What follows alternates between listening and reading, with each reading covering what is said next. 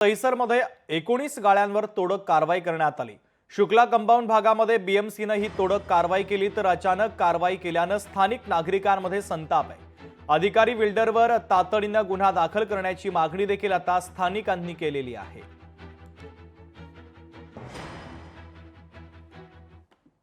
त्याच्यामध्ये शुक्ला शेडच्या इथे कब्जा होता, तरी लीगल डॉक्युमेंट आपण बोलून जावा तरी त्यांनी ते काही पण लीगल नोटीस पण त्याने शुक्ला शेडला पाठवलेली नाही।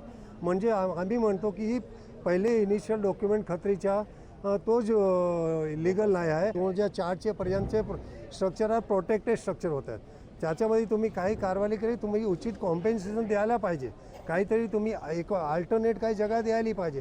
तो काही प्रोसेस फॉलो केलेले नाही। आणि तुम्ही आमच्याकडनं असेसमेंट टॅक्स घेतात, तुम्ही आमच्याकडनं हे सगळे परवानगी देतात, जीएसटी देतात, ह्याच नंबरवर आम्ही रोजगार देतोय, आम्ही जीएसटी भरतोय, आम्ही इन्कम टॅक्स भरतोय, सगळं आम्ही करतोय, तरीसुद्धा तुम्ही आम्हाला असं म्हणतात की तुम्ही इल्लीगल। हे काय आहे? कसला प्रकारचा न्याय आहे आमच्याशी? तुम्ही हे सांगा ना आम्हाला की तुम्ही इकडे तुम्हाला रिलोकेट करतो, आम्ही कंपन्सेशन देतो, ते आम्हाला समजायला येते।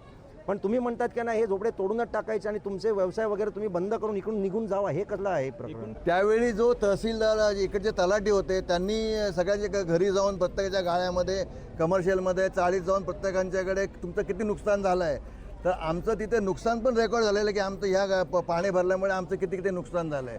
आमच्याकडे एवढे पुरावे असताना आपण सडनली कोणी येऊन सांगता आम्हाला की आता तुम्ही उद्यापासून इथे नाही आहे, तुम्ही दुसरे तुम्ही खाली करा म्हणून, तर ते चुकीचं आहे। लोकशाही मराठी ऐका, पहा, जागरूक रहा।